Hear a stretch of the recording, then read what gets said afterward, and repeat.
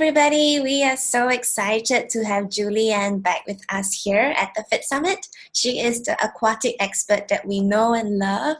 And today we have some questions to ask Julianne. So let's deep dive into the first question, Julianne, and that is, we know that this aquatic space is a growing segment now, and it has a global reach, so we really want to understand, how is the industry fundamentally different from when you first joined 30 years ago? Hi. I've seen so many positive changes over the 30 years. So, for example, I think there's 4 different categories I've seen major change in. My business alone has really grown. I've expanded, but I'm considered a baby swimming and toddler infant specialist. So the research has really come into that, research for the health benefits. People are now aware that it's an essential sport, it's an essential key, so families like to invest in that. So that's changed the world of aquatics in my category. So, for example, I've gone from 3 pools to 40 pools in the UK in 3 years to expanding to 16 countries. So that it's a rapid growth. So it shows the interest in the world in that level of aquatics. I've also seen a lot of positive changes in aqua fitness. So aqua fitness is always evolving, and there's so many different categories. So it's no longer that just lane swimming or an exercise where the elderly can use the pool. I mean, they have properties, and they're also very good exercises that need to be utilised. But aqua fitness has now got, for example, interval training. In the water, you have a 360 resistance wherever you turn. So that resistance means that you can exercise without doing any damage to the body, if performed correctly. So therefore, that's become popular. It's become popular in the fact it's a safe place to exercise.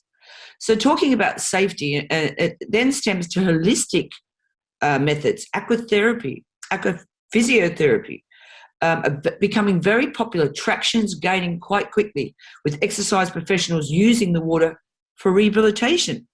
The soothing properties of the water is quite inviting as well. So that's really getting quite popular. But there's a difference between aqua exercise and aquatherapy. Aquatherapy is only delivered by medicine professionals. So physiotherapists and people that are qualified in that sense are now using swimming pools to apply their medicine. And it's a very important aspect of aquatics. It's really growing quickly and with good reason. And so the other one is aquatic business around the world. People are now realising that every swimming pool can be a profitable revenue. That's not just revenue, but you've got a full program that can offer so many disciplines, from fitness to well-being programs. That's all being adapted now to water as well. So, every hotel chain, for example, in the UK, I set up the first, and I can say this with confidence, the first baby swim program for the Marriott hotels. Now, every single hotel chain in the UK has baby swimming because it generates additional revenue. It provides a service to the community. It provides a balanced program. So, it's now considered as a viable business, a business that keeps up with trends too. So it's always evolving. It's not just swimming. Swimming is getting a lot of tractions. So that's my last, where I've seen a lot of differences in swimming. Swimming and diving, competitive swimming, it's become more inclusive. So, for example, we had our first gold medalist from China in 2012. Thank goodness. And now all Asian countries are investing in swimming for strengthening, conditioning, for sport, for championships. But then you've got diving, so it's become more inclusive with a lot of people of all different calibers. A lot of people coming out and saying, I'm a swimmer and I'm homosexual. That's fine. You've got divers that are now, becoming diverse, and black swimmers. So it's becoming inclusive where the water is equal for all. But this is gaining a lot of traction with governments. Governments want to invest. We now belong in that competitive world. So, yeah, lots of positive change. I love it. You mentioned so many trends, right, Julianne? What do you think? Will these trends continue in the long term? Yes, I think it's only going to gain more popularity. It's already proven that each year it's becoming not just popular, but people are investing in these programs. So now, for example, you've got aquatics and exercise teaming with health and well-being, which it's always been a part of. But the wellness programs like aqua yoga, aqua pilates, they're all the world of innovative concepts is continuously growing. It's never ending, and it's great. Again, I'm using the word traction because it's rapidly becoming business models that are providing great aspects for the community. There's so many. Swimba, for example, fun, Latin, that's going around the world. Aqua Swimba is very popular. Not so much in Asian countries now, but it's growing popular because on land, why not? If successful on land, why can't it be successful in the water? So I believe the water playground is not only a business option, it's an option that everything can be adapted from land-based to water. And that's being, proven each year it's growing more popular. Great. Yeah, I think you're right. There is an explosion of various fitness concepts and, wellness concepts that have been transferred into a pool setting. Do you think there are some that transfer well versus others that maybe do not transfer as well? Yes, I think that comes down to quality training as well. For example, I was a guest speaker in Portugal and Italy quite regularly. And they would have 350-metre pools with different programs and packed solid capacity, obviously pre-COVID, and so much vibrance, electricity, explosion of positivity and happiness, but just motivation. So, for example, you'd have one pool that would have aqua bikes to aqua pole to aqua paddle boards. So paddle boards would be for balance. The pole would be for flexibility. The bikes would be for strengthening and stamina. So they're all proven to be very popular, but also very effective. That's the difference. But if you buy a cheap bike, a lot of people are aiming for cheap bikes, it's not going to have the same benefit. Aqua Step is also quite popular. But again, you need the right size and the right proportions. So you need to work with reputable companies that have done their research into this equipment. There's a lot of people thinking, well, that's popular in Europe, I'm going to make an aqua bike. It doesn't quite work like that. You've got to have the correct resistance. So investing in the right programs, the right training is a must. Quality for me is always, better than quantity at any point. Yeah, you mentioned that quality of the equipment, knowing how to place it, not overcrowding the whole program is important. How about technology? How important does that play in this whole aquatics business? And maybe from a perspective of business, but also for a consumer. I think there's a lot of changes in technology. For example, swimming and training, a lot of there's underwater cameras now that they're using for time, for stroke, development, correction. There's a lot of light stream wetsuits and swimming suits that actually gain speed with your performance. But there's a lot of equipment being adapted to be into the water. I think for me, the best, most effective is online training, believe it or not. Now we can look at providers from Italy that have, because the aqua-based programs have to be first taught on land and then adapted to the water. So when you're training, it's a combination of both. So I work with professionals in Italy who have studios, live training, theory, translators, and then they have the videos applied to the water. So the online training makes everything accessible. It's really extremely popular in America as well. But the quality of that is important. There's a lot of people offering online training and technology in that way. But again, finding the right providers is also quite important. So we can't cut corners, so it's important. I 100% agree with that. And on that note, like your consultancy, any words of advice you can give any clubs or hotels that really want to commercialize their aquatic facilities?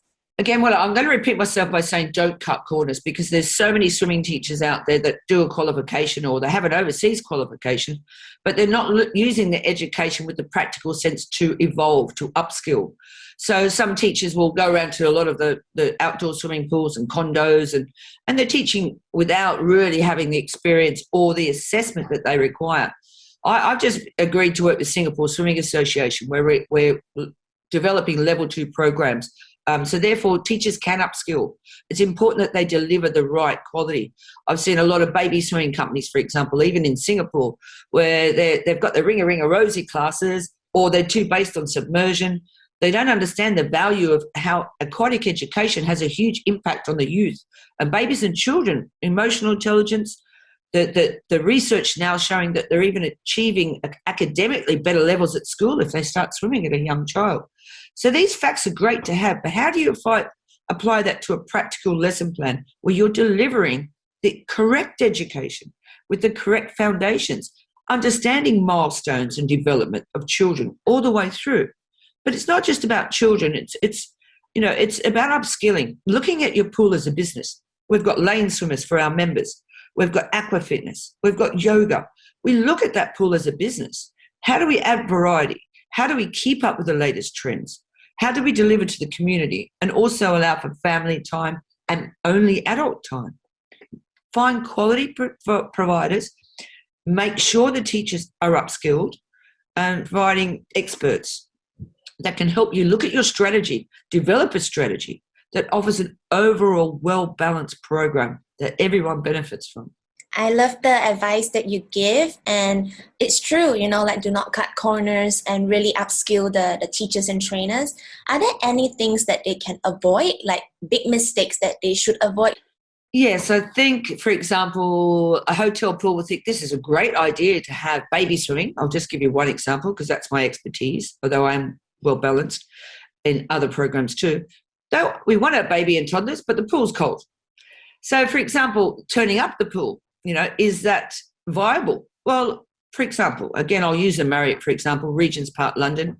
I've taught all around the world, but I'll give you that as a prime example because it's a good example. They agreed to have the baby swimming in one day only because their members are important too. The members didn't want babies in their adult sessions.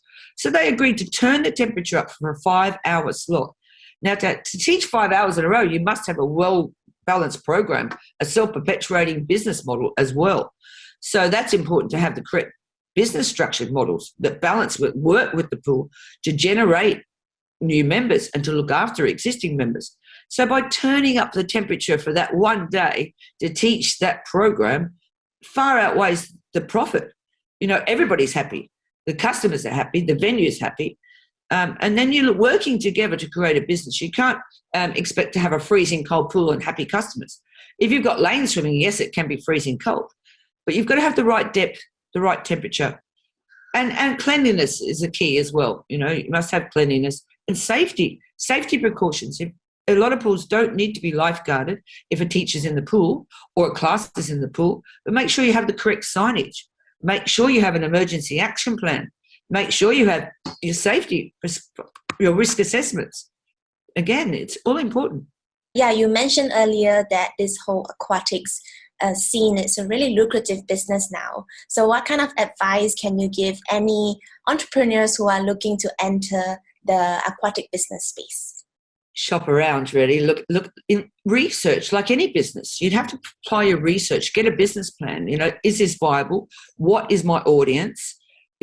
Family programs are indeed a lucrative income, but can I turn my temperatures up? If I can't, then that's not viable.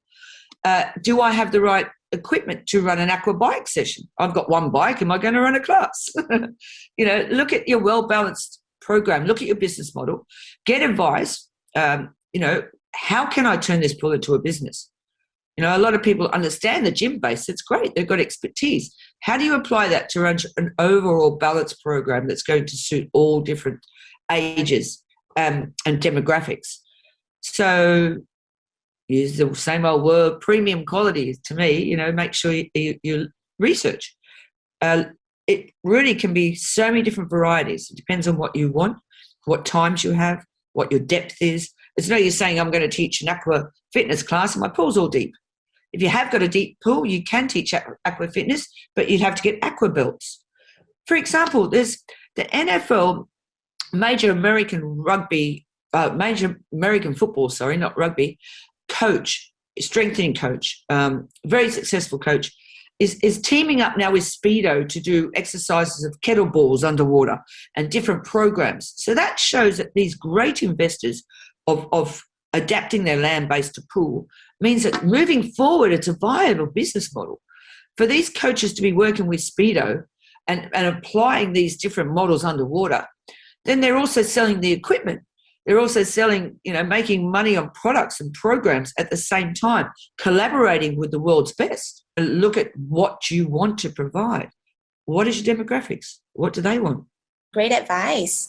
One thing though, I think we're all interested to know, how can we encourage more people, more consumers to try aquatic-based classes, because some people may not be, too enticed to try them yet? Yes, that's a very good question, but there's only one way to promote, and it's marketing. So if there is a pool that's already running successful programs, they need to reach out to the media and even do a trial or a free editorial where we can show you how it works. Use statistics from all around the world. There's a Griffith University study showing that children are achieving academical levels. So they're saying that baby swimming makes a child smarter. These are facts. Physiotherapists need to, marketing. If you have got a company, you have to invest in marketing. If you don't have the money to invest in marketing, then you need to look at media and work with the media, because it is it's providing a community service that has benefits, so many health benefits. So it's not just about business and money. It's about the way forward. If you have injuries, what are the rest of the world doing? They're using rehabilitation in the pool. They wouldn't do this if it wasn't beneficial. So marketing is the only way, and working together as a community. Yeah, I like what you said, like working together as a community to educate the market. That's very important, to let them know the benefits of aquatic fitness, from all ages. So yeah, thank you so much, Julianne. One final question, and this is out of the water, Julianne. So we really want to know what you have leaned on throughout this entire pandemic that helped you, to stay happy, healthy, and well.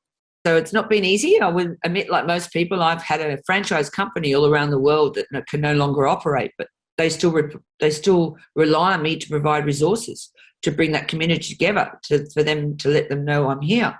But having to relocate to my own country without planning, I decided to upskill, use my knowledge, ground myself, take a step back, take some big breaths, practice my yoga, practice walking, and realizing that, every day you have to be grateful for something. And so for me, I truly believe in positive or negative energy. And it's not always hard to be positive, but we don't have a choice. We've got a choice. We've got to try our best to benefit ourselves. And I'm a bit sad, but I'm addicted to learning. So I researched. I did my training and assessment. I did a leadership and management, Cert 4s. I did diplomas. What can I give back to my franchises? How can I develop and help businesses? I had a mission to share my knowledge around the world, and I achieved a lot of that. But I'm still immature for a mature lady, and I have a lot of aspirations, and I really still like to share. So it was keeping positive, finding time to exercise, eating healthy. It is a lifestyle, it's not just a trend, it's a lifestyle. And that's where I get so much energy for an mature woman. I love it. You are just so humble. You are always so full of amazing energy when we speak. And I love that spirit of, continuous learning. Anyone you want to talk to Julianne, you want to get into the aquatic space or want to find out more about how you can better commercialize or monetize your existing pool for business, you can contact Julianne on her website. It's going to be attached here. And we wish you well, and I hope to see you in person very, very soon.